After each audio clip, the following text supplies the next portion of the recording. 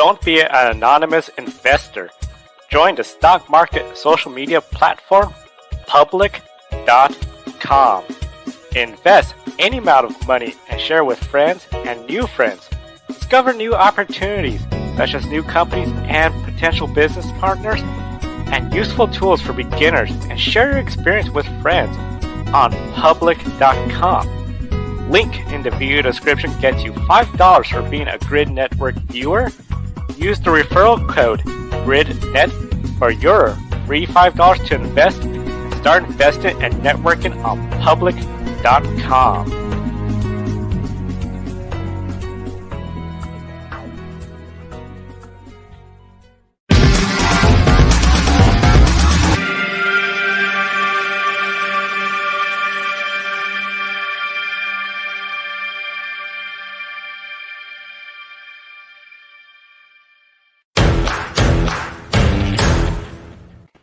Hello, everyone. Welcome to Grid Live Pre-Race. Joe Samaniego here, along with Kobe Lammers from the Podium Finish, Matthew Bro, and Joshua Birch.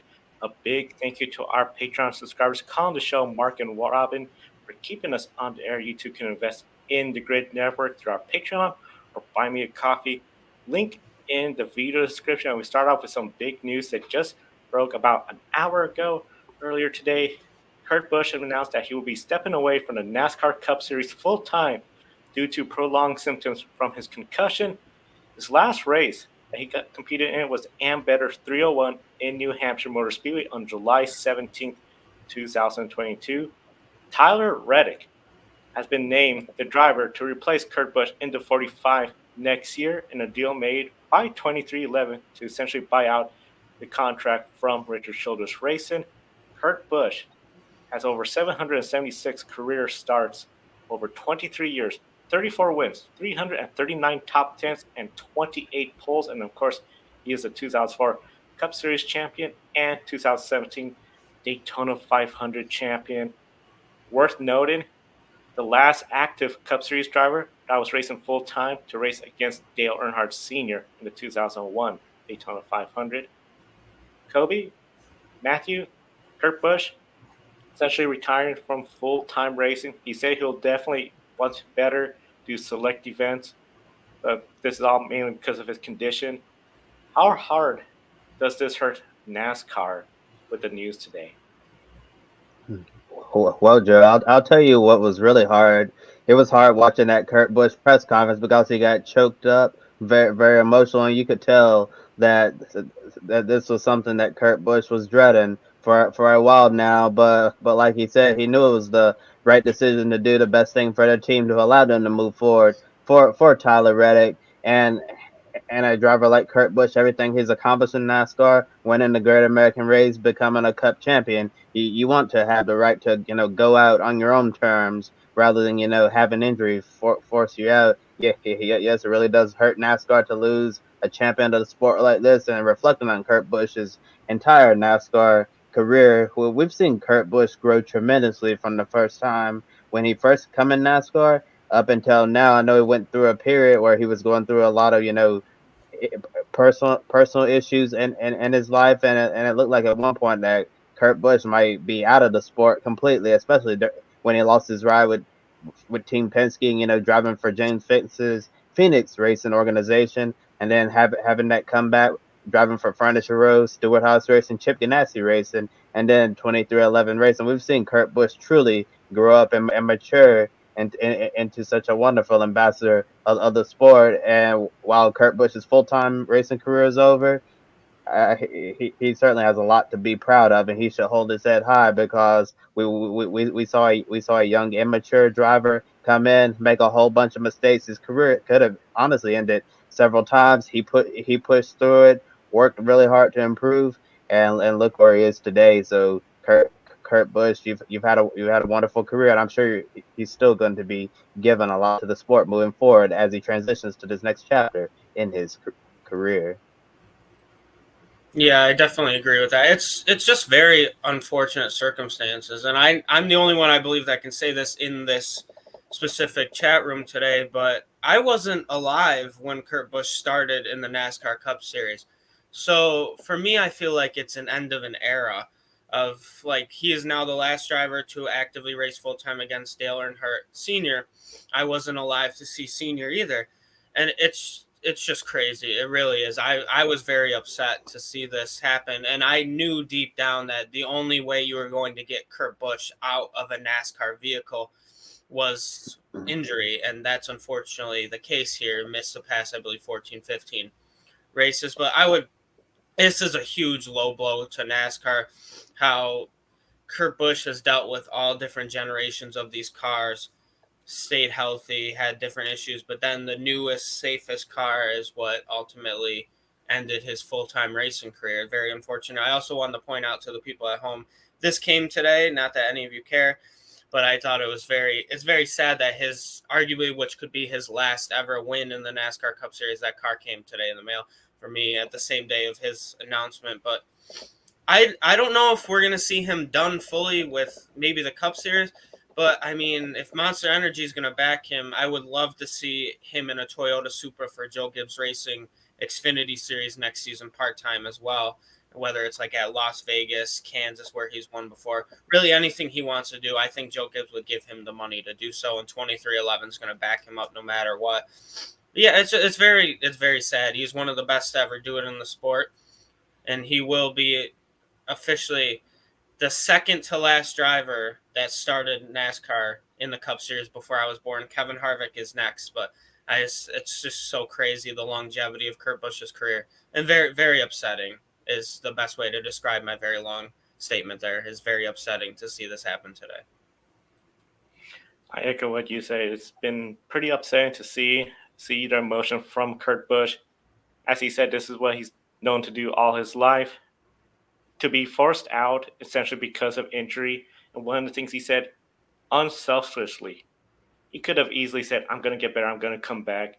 But he said he knew the way the Cup Series are, the teams, they need to have a plan for next year, and they can't just wait for him. So he made that decision. And I know that had to be a really hard decision, especially here at Las Vegas, his hometown, home for Kyle Busch, Kurt Busch, the families. It's just one of those deals where it was really a hard situation. You mentioned end of an era. It's unfortunate that 2001 Daytona 500, Kurt Busch, Dale Earnhardt Sr., they made some contact, and Dale Earnhardt Sr. gave a hand gesture to Kurt Busch, which a lot of folks will remember. And I think if Dale Earnhardt Sr. was still around after the Daytona 500, he probably would have gotten a moment to talk to Kurt Busch, teach him something about you're in the Cup Series. Here's some pointers. Something missed, and at the end, one of the Cup Series drivers that raced against him and from the Winston Cup era, gone, forced out to retirement. And we encourage everyone in the chat room, share your favorite Kurt Busch moment, paint scheme, car team, and of course, questions and opinions with us on the air.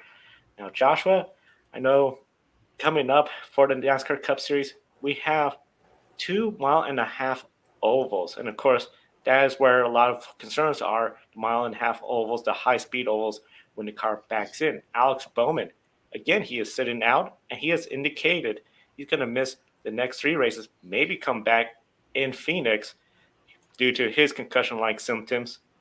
Kurt Busch, Alex Bowman, very similar, that rear end going to the wall, starting with you, Joshua. How concerning is it that one driver is silent and another one is essentially forced to call it a full-time career, and we are racing without any upgrades to this car? I think it's dangerous. I think it's irresponsible. I think it's completely blindsided almost, and a little bit of arrogance as well, that they're not accepting that there's something wrong with this car. To have so many big incidents as well, a driver forced to retire, another with long-term injuries as well, that it's having to take a while to recover again and again and again, setbacks after setbacks, week after week, especially at big circuits. We're just expected to sort of hold our breath and go, right, did everyone get through that okay? Yes. What about next time? We got it at Talladega. It was quite okay, actually. There wasn't any big shunts, but we were worried that there was going to be.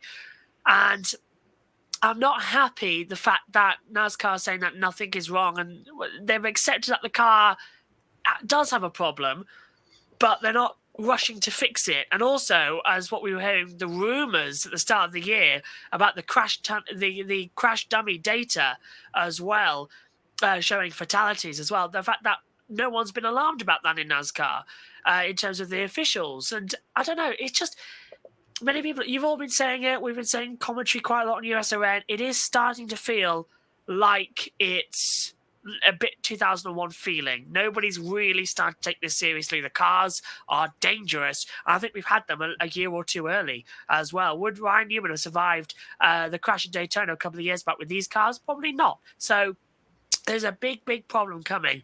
And if they keep ignoring it, it's going to be a very dark day for everybody. Yeah, I mean, I can definitely agree with a lot of the points Josh just made. I would argue the fact that I think this car is a lot safer than previous cars in, like, if before, like, you guys are like, whoa. But in terms of, like, these big wrecks, like Daniel Suarez said something like, these big wrecks still hurt like hell, but they feel a little better. But it's the little wrecks that are happening. Like, still watching Kurt Busch in practice that day, or I believe it was either practice or qualifying when he got injured. I was like, oh, he's going to get out. And then he hasn't raced since. Then you had guys like Alex Bowman who smashed the wall. I'm like, that probably hurt, but I didn't think Alex Bowman would likely miss. I think probably the rest of the season he might come back. So I think they definitely have an issue here. I will agree with Jai. I think this car came out far too early, and now we're seeing it here. And you would think in 2022, right, that the safety of these cars haven't had a death in the Cup Series since 2001. This is the first time I feel like we've been really worried about it in a very long time. Like, I mean, granted, we all want to watch these cars. We all want to watch everyone survive every race.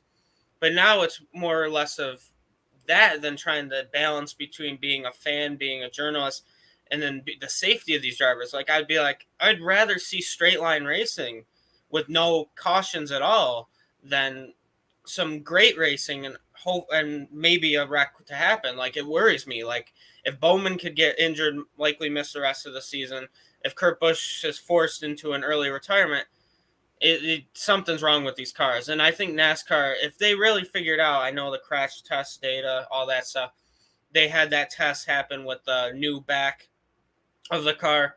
Why, if it's safe now and the data shows it, why not try it out soon before something else bad happens? I know there's only 4-ish races left, but still, I mean, anything can happen in one race, let alone 4. So that's my long answer to that. I think it is very concerning that they have yet to change or implement any safety things this season. Yeah, Matthew, I know in theory it would be really nice to see them be able to, put the rear clip on as soon as possible. But I think in reality, that's probably just not realistic because of the cost in trying to implement them to all the teams. So I really don't think that it was a realistic thing that they could get all these changes done before the season. So I'm gonna have to hope that we make it through the rest of 2022. These last four races of the season without a major incident, and then 2023 rolls around for the Daytona 500 of Clash. They'll have the new rear clips, and hopefully the car will be a lot safer. I know they just ran a crash test, and the data came back positive that it was a massive improvement over what we're seeing right now with the hits to the rear. So hopefully drivers don't suffer a concussion moving forward. And during the press conference an hour ago, Kurt Busch was asked, do he believe, that this concussion happened solely because of the crash during qualifying at Pocono? And Kurt Busch basically said, hey, over the years, I just, I wrecked a lot. And basically, I guess all of those hits that he's had over the years, all those crashes just added up and, to a point where he just couldn't continue forward. And that's some of the things I've learned about, when with concussions and all of that you can suffer like micro concussions, like really small ones. And then as you keep getting concussions over and over again, it really, really becomes a major problem. I'm really glad Kurt Busch is doing what he needs to do to think about his long-term health, because at the end of the day, your health is more important than driving a race car. And as soon as Kurt Busch is 100% healthy, he hinted that his racing career is not completely over. He's just retiring from full-time racing, so we could see him compete in bucket list events. And also during the press conference, he hit it, wanted to go race the 24 Hours of Le Mans with Monster Energy, potentially race in Asia and Australia as well. And he also talked about some things he still wants to accomplish off of his bucket list in NASCAR, like winning a race at Darlington. And he also mentioned wanting to win at Michigan as well, since he's won Michigan in a Chevrolet, on a Ford, and a Dodge, but he hasn't done it in a Toyota, and that's one of the things that he wants to accomplish. So I think we should give a lot of credit to Kurt Busch for putting his health first, and we'll see what he does moving forward. He also mentioned that he could have some broadcasting opportunities with Fox Sports next season. I know he got some experience up in the booth earlier this year, and I thought he did a remarkable job, because hopefully he'll talk less about cookies. Kurt Busch, as you mentioned, won the tracks he never won at Darlington. And he said, how did that slip away? It's like, well, we all know Ricky Craven was just inches ahead, preventing that from happening. But Kurt Busch, like you said, Kobe, if he could race some more, he's definitely going to do it, just not the full-time effort in the Cup Series. And I think it's a great point to bring up. We know a lot of folks have been focusing on that accident in Pocono, where you look at Dale Earnhardt Jr., he had some big crashes, and we know with concussions, those micro concussions, the concussions, it comes a little easier, and those effects are lingering more if you don't take care of it. He's been racing since 2001. We didn't even have the Hans device wasn't mandated. The open face helmet was not banned yet. A lot has changed, and he has gone through that change as well. So for Kurt Busch, it's a unfortunate way for a full-time career to end. We're definitely hopeful for a speedy recovery. The positive thing he said, his day-to-day life, he feels he's at that 97, 98%.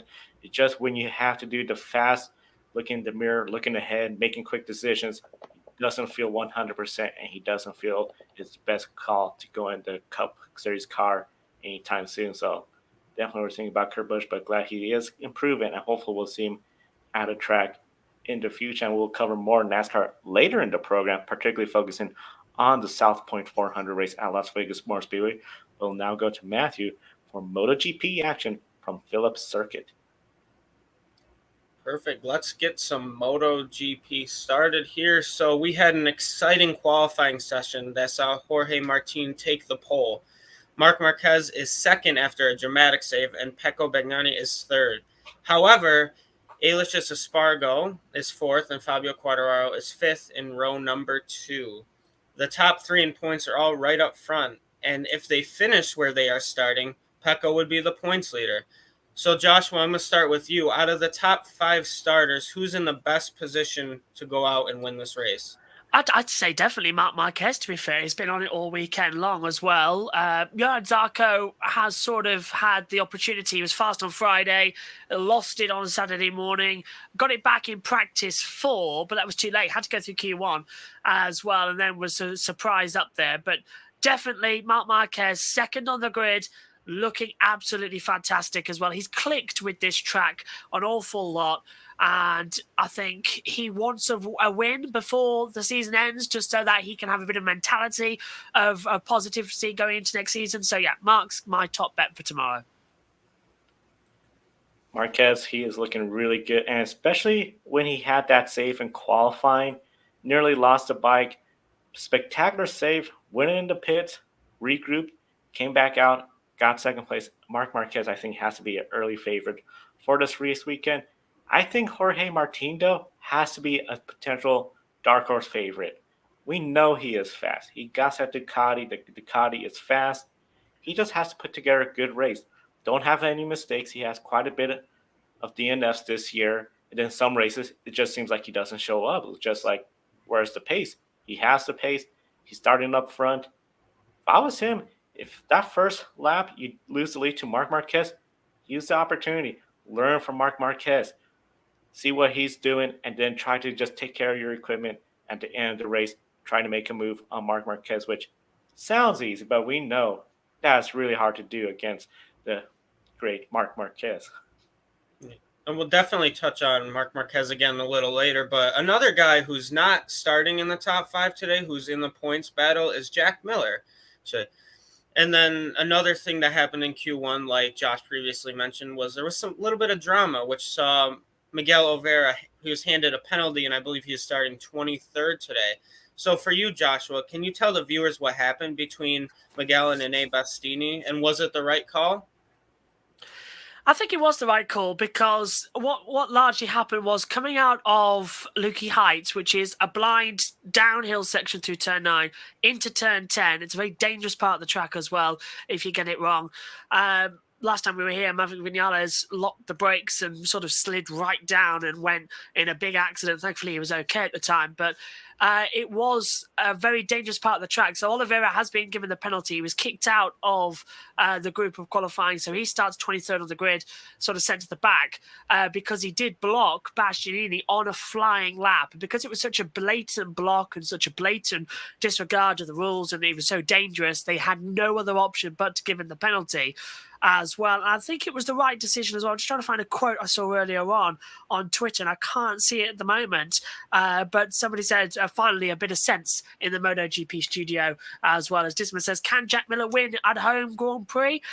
Possibility. He was quick in free practice, number 4 as well, going into qualifying, but I don't think he'll be allowed to win by Ducati. They need Bagnaia to get maximum points ahead of Quartararo now, with so few races remaining in the championship. But it was the right penalty, as Oliveira blocked Bastianini in such an obvious way. Oliveira's been off for the pace all weekend long, and Bastianini, of course, out the title fight now, but still trying to get up there for the team's points, which is still very much on the board for them. Yeah, maybe they'll block like he did during Q1. But so this is actually the first time we're heading to Phillips Island hosting the MotoGP Australian Grand Prix for the first time since 2019, which means many of the riders that are currently on the grid have not raced here, including Jorge Martin, who's on the pole, and Luca Marini. Both are very fast on these Ducatis. So do you believe this track favors Ducatis in their top speeds? I'm going to start with you for this one, Joe. I think the answer has to be yes. You got some good straightaway speed on the Ducati that they could really excel.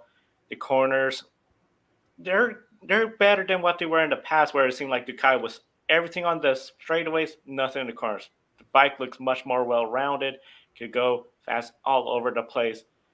And you got it to where essentially you have Jorge Martin, Pecco Bagnaia, they're up in the front. That's 2 Ducatis there. Zarco was really quick all weekend. Jack Miller, he'll love to get it. Marco Bezzecchi, quite a good number of Ducatis up there. The one thing that has sort of stand in the way, I have to say, is also Marc Marquez and that lone Honda. Fabio Quartararo, he is really bringing that Yamaha to paces where it doesn't really belong. And overall, I think Ducati's either going to have the upper hand advantage. Top speed looks good.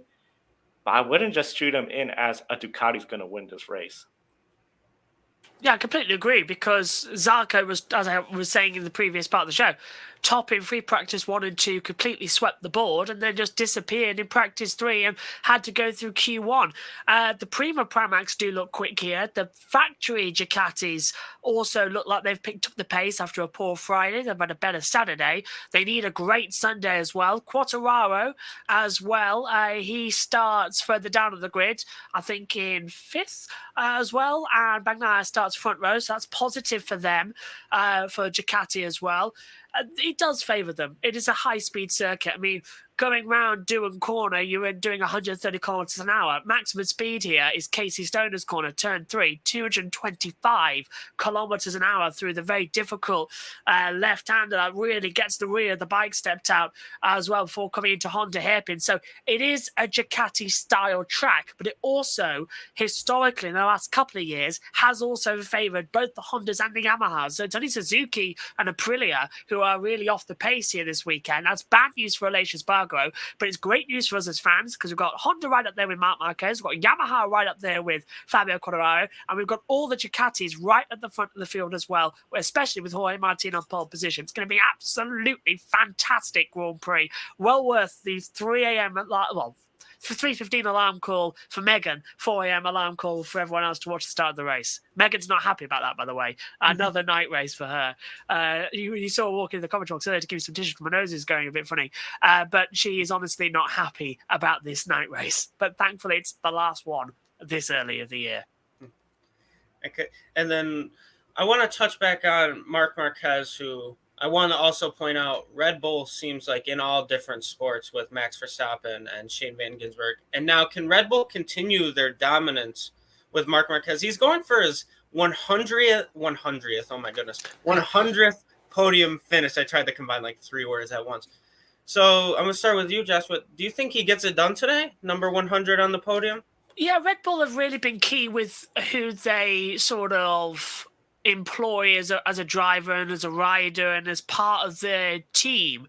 And I think Marc Marquez has always ridden with them as well. And I remember once in Parc Fermé in about 2014, when it was or maybe it was 15 actually, when it was the Lorenzo Rossi battle and Mark was just sort of hanging around the corner as well. It was the battle of Jorge Lorenzo, a monster rider, and Marc Marquez, a Red Bull rider, and they were always clashing in the pen. Quite funny as well. So yeah, Red Bull do pick well and always like to have their name in the front of the sports. Of course, Marc Marquez may be a Red Bull driver, but the Red Bull KTM team, the factory team, won the previous race with Miguel Oliveira. But to get back to your point about does Marc Marquez get his 100th podium finish date? Yes, I think he does. And looking at my stat sheet here, it will be, as I said, podium 100 in the Premier class, podium 139 overall. But also, if he does win, it'll be his 60th Grand Prix victory in the Premier class as well. So I think it's sort of written in the stars for Marc Marquez to get his first win of the year right here today in Australia. That'll be huge to get it, and especially considering the season he's had to get a win. Podium will be huge, win over the moon, and definitely I think that's an interesting point you've all been bringing up about Red Bull. MotoGP, I believe every driver has some sort of agreement with one of the energy drinks, whether it's Red Bull, Monster, compared to, I know in the past we discussed about IndyCar, we see the lack of energy drinks compared to NASCAR F1, but MotoGP, definitely, if there's Red Bull, you can see there is Marc Marquez there. Of course, we all know him for the Repsol Honda, but he's always, first thing he does, Parc Fermé, get that big Red Bull drink, is drinking it, talking about how his performance went, and I think he's going to be hopeful to be drinking that Red Bull on the top of the podium. I think he'll be on the podium. I don't know if, put it this way, I don't think he'll be exactly my pick a winner. And then one last point I wanted to make about Marc Marquez is this will be, I believe, his 130th Grand Prix start in MotoGP, which means if he does get a podium, in fact, in the top 3, that would be 77% of the time in his MotoGP career. That's just, it's a fascinating statistic to think that the likelihood of him finishing in the top 3 is well over three-fourths. That's just an incredible drive, and be very interesting to see if he can get it done today at about 11 o'clock Eastern time. And of course, I suppose that stat really helped him out because it was 2019. He was either first or second, or that one race he DNF'd in as well. So he was pretty much a constant on the podium that year. And the one race he DNF'd in that year was at COTA. He's king of the COTA as well, part of the track as well. So it's really bizarre situation out there. Yeah, I remember that season, 2018, 2019 grid ranking world champ. Marc Marquez was so hard to beat. And yeah, COTA went out, and I just couldn't believe it because I think I had picked him for pick a winner. It's like, okay. Well, I had food poisoning that day. It was the day of Formula One's 1000th Grand Prix in China, and I got food poisoning that weekend. And it literally meant with free practice 3, I had to run out the Formula One. I had to run out the commentary box as well and desperately find a bathroom as well because I was not that well. And I missed the Kvyat crash at that time. And then the MotoGP, I was complete and utterly dead. I was dead at the start of the Formula One race, to which I looked like Casper the Ghost. It's on YouTube, actually, how I looked. If you go back to 2019 in China, I looked there as well. I look awful, washed out, no colour, anything. So I'm sort of sitting in the commentary box, and I don't usually sit, I stand. And I'm calling the MotoGP start, and Megan's with me because I'm just too ill to do it on my own. And all of a sudden, Marc Marquez goes down, and I throw myself up because, like, oh my God, this is unbelievable. 2 minutes later, I collapse on the floor in the commentary box. I was like, no, I'm out. I can't do anything now. I used all my energy on that. So I remember that race as that entire weekend as a horrible, horrible experience. And I regretted it the following few days as well with food poisoning. So, yeah, that was a weird race, that one. Sidetrack, but a good sidetrack there. And before we get into NASCAR, Josh, we're gonna let you go. But before that, can you give us your pick of winners for the MotoGP race at Phillip Island, and then give a shot at the NASCAR race at Las Vegas? I will say for MotoGP it'll be Marc Marquez because I've been saying that throughout the day as well, and I'm looking as well. I would like to actually go with Chase Elliott. To be fair, I think that's a good little shout this weekend. He impressed me last time I was watching as well 2 races ago. So yeah, hopefully so. Let's see if that can happen. So they're my pick of winners, but definitely I think Marc Marquez will do it for. What was it? What did we say? Podium 100 in the Premier class and win number 60 in the Premier class. It's just such a nice number to take it off. Amazing stats from Marc Marquez. And Joshua, thank you so much for your time. Link to his YouTube channel and watch along in the video description. And of course, one of the big sports we're going to be following as well, along with MotoGP, is the NASCAR Cup Series at Las Vegas Motor Speedway, South Point 400. One of the big things, there are now 8 playoff drivers left, and that includes the 2 Toyotas, Christopher Bell, who won last weekend in a must-win situation, allowing Joe Gibbs Racing to have 2 cars in the playoff, and his teammate, Denny Hamlin. We know Truex Jr., Kyle Busch, they're both out of it, and the last time here in Las Vegas, they were in contention for one of them getting the win until a late caution came out, and Alex Bowman, as Kyle Busch said, backed into a win. Kobe, starting with you, when it comes to Las Vegas Motor Speedway and this race for Joe Gibbs Racing, is this their best opportunity to get a win? And does Bell or Hamlin have the upper hand? Well, Joe, I think all of the tracks in this round of 8 is a great opportunity for Joe Gibbs Racing to get a victory. But heading to Las Vegas, I think Christopher Bell definitely has a lot of momentum right now, coming off that Charlotte Roval victory. And if I had to pick one Joe Gibbs Racing driver to win, I think I would actually go with Christopher Bell right now. But you got Homestead, Martinsville coming up.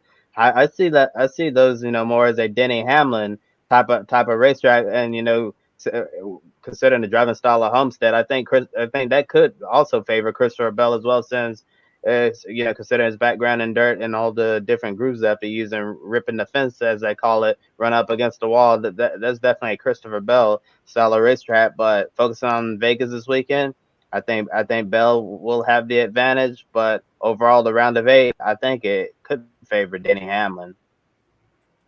And I definitely agree with those points. I am going to say Denny Hamlin solely because of a few reasons. That when you want somebody, I'm going to knock on wood for Denny Hamlin's case here.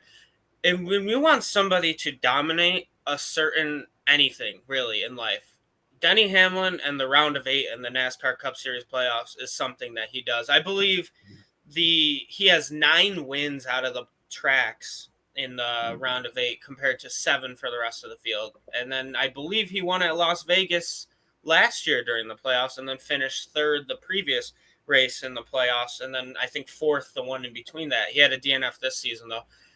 So I'm going to say Denny Hamlin solely because this is a guy who has had arguably one of his worst in terms of points. I remember a lot of the time he was sitting with 2 wins and like 22nd in points, but then he made his way up, started building that momentum.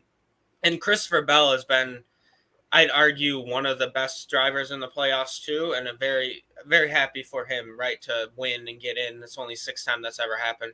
But I think Denny Hamlin has that momentum because I believe his average finish in the playoffs is like 6.5, which is just an incredible stat to have. We've done 6 races now in the playoffs, and when your average finish is 6.5 without a win, it's just something incredible. So I'm going to lean on the Denny Hamlin side here. I think he has the momentum, but I wouldn't be surprised if this is a Toyota dominant track here today, especially with only 2 left in the playoffs now. I mean, I think it's split 2 Toyota, 3 Chevy, 3 Ford left in the playoff, I believe. So if Toyota wants to keep it up with a chance at a championship, this is going to be a track for Denny Hamlin and Joe Gibbs Racing to really show up.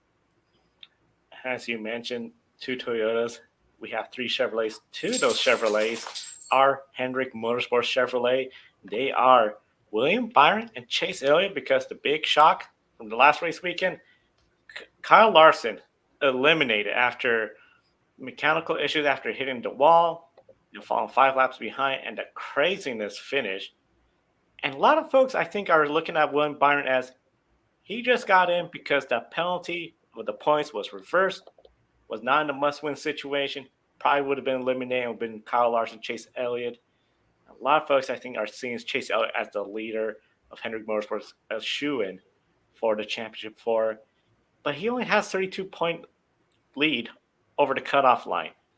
With 20 stage points in this race, and then, of course, the finishing, that could really quickly disappear. Matthew, do you agree? Is Elliott an early shoo-in for the championship 4? I think if you told me after he won the 2 races, or not 2 races in a row, but had that very great top 5 or top 2 stretch, right, when he had 4 races in a row in the top 2, I would have said he's going to be in the championship 4. So I don't know if it's too early to say that, because we just saw the former champion get eliminated in Kyle Larson off some controversy there nonetheless. But on Super Late NASCAR, which is an account I run on Instagram as well, I remember somebody asking me really early in the season if who do you think can win the championship? And it was before the top 2 stretch. I said Chase Elliott, solely because of the consistency of him. And I just want to say that because usually I'm not right a lot of the time on these shows, so I wanted to point that out. But I wouldn't say that it's too early to put him in the championship 4, solely because he's done it before. He's won at one of these last 3 remaining tracks in the round of 8. He's won the championship before. He's been in the top 4 numerous times. So I think he can do it. I think another interesting side note I want to point out is Noah Gragson's in the 48. He doesn't have a shot at the playoffs in this series, obviously. But the thing about Gragson is the 48 car, I believe, was the one that won at Las Vegas in Alex Bowman.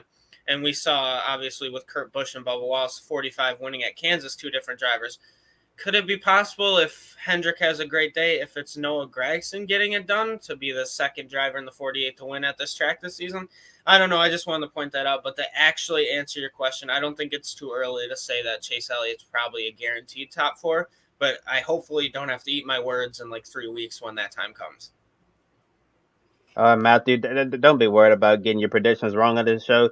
If you've seen me in the past, somebody could literally go back to past Grid Live pre-race shows and make a compilation that would probably last 30 to 40 minutes of all of the predictions that I've gone wrong, especially lately, about all of the different penalties we've seen in all across NASCAR. Where whenever we're talking about, do you think they're going to win this appeal? I said there's no way, and they've won every single time. So I'm just gonna stop making predictions there. But getting back to the question, I think Chase Elliott is certainly in the best position right now to potentially lock himself into the championship 4. Obviously, winning a race will make that a lot easier, but he could very well get in on points, because you could have three different drivers in this round of 8 win their way into the next round, and then one driver will definitely get in on points, and that very well could be Chase Elliott. And right now, honestly, it seems like the championship is wide open. So I wouldn't say that Chase Elliott is the one and only championship favorite. We've seen such parity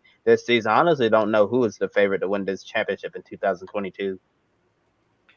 Parity in this year's championship is really something else.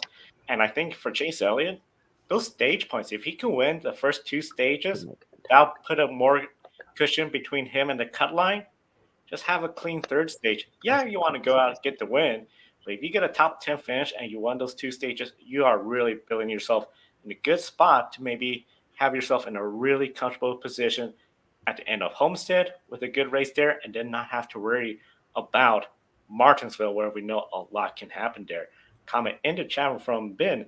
Sorry, truly a sad day for NASCAR at the end of an era. Wish Kurt Busch the best, but we need to fix the next-gen car during the offseason. 100% agree with you. We're definitely thinking of Kurt Busch, and of course, earlier today talked about some of this stuff with the next-gen car, Kurt Busch's career. And overall, one of the things, of course, we know Kurt Busch, he drove for Penske. They got 2 Fords in the playoffs. Joey Logano, Ryan Blaney. Blaney, he is still winless. And Logano, currently 2nd, and he has won in Las Vegas before. Kobe, the Penske Fords, do you think they'll be likely contenders to win this weekend? Oh, more than likely. Whenever Penske comes to Las Vegas, you always expect them to bring some fast forwards to the racetrack. Joey Logano's really good here, and Ryan Blaney. I think this will be a great opportunity for him to win his first points race of 2022. And it's crazy that Ryan Blaney's been able to make it this far without winning a single race and getting to the championship four. I don't think Blaney will be able to, keep doing what he's been doing, just running consistent, not win. So I think he's really going to have to try his best to try to win one of these races in the next 3 weeks, either at Las Vegas, Homestead, or Martinsville. I think it's time where Ryan Blaney has to win.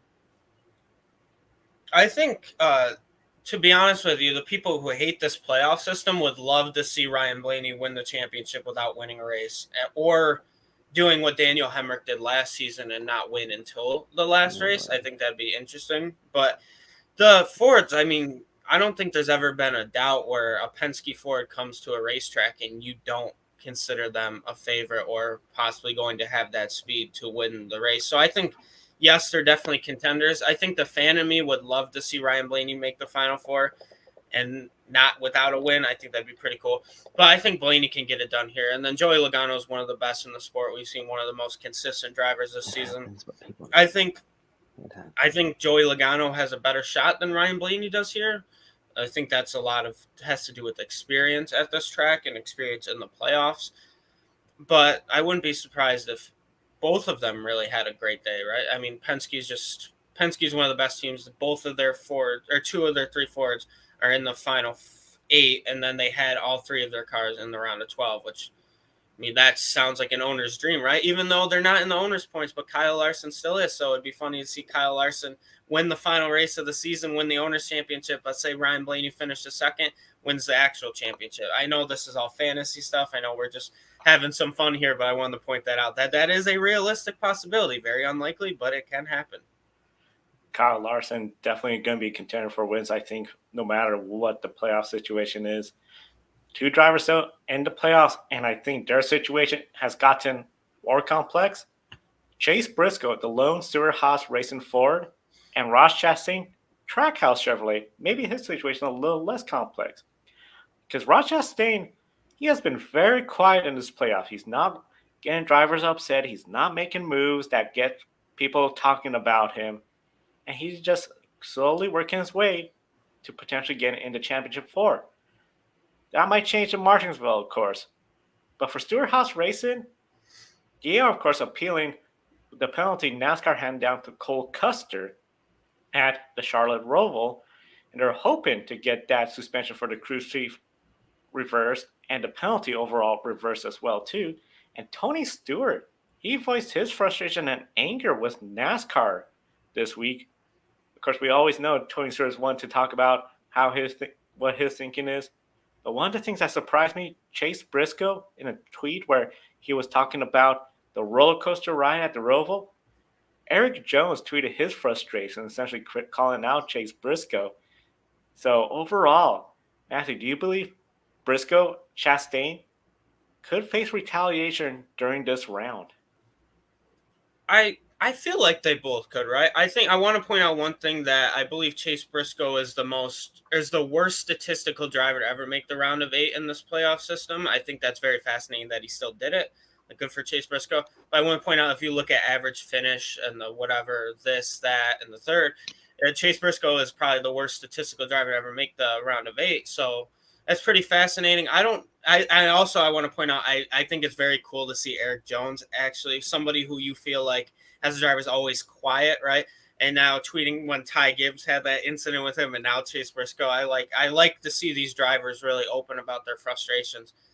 And I mean, we keep saying every week, when's Chastain, like going now to the Chastain point, when's he going to face this retaliation? I mean, we thought it was going to happen with 3 races into the season. Now we're at race 32, I believe, something like that.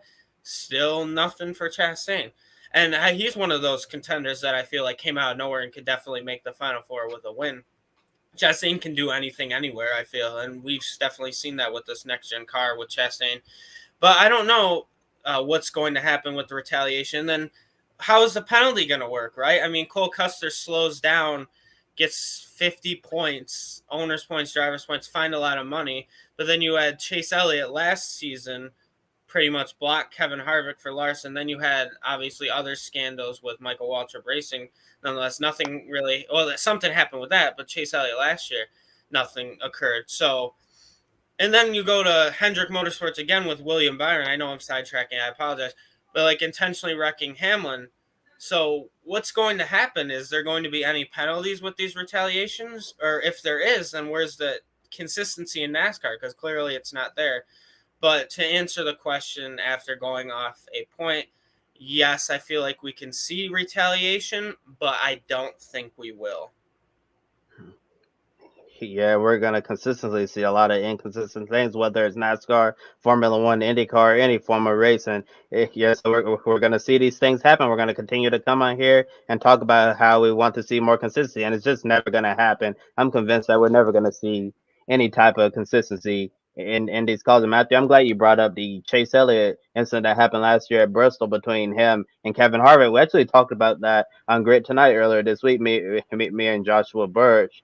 And the reason why NASCAR felt that incident was different from this one is because when you listen to the Cole Custer audio, and it's crew chief Mike Shipley who ended up getting suspended, and definitely, Shipley, he was like, he was told on the radio, of what to do here, helping his teammate. While if you listen to the audio with Chase Elliott took it upon himself, to help out the five, and Chase Elliott wasn't told specifically on the radio to hold up Harvick so Larson can win. So that's where NASCAR was able to distinguish, making the call here.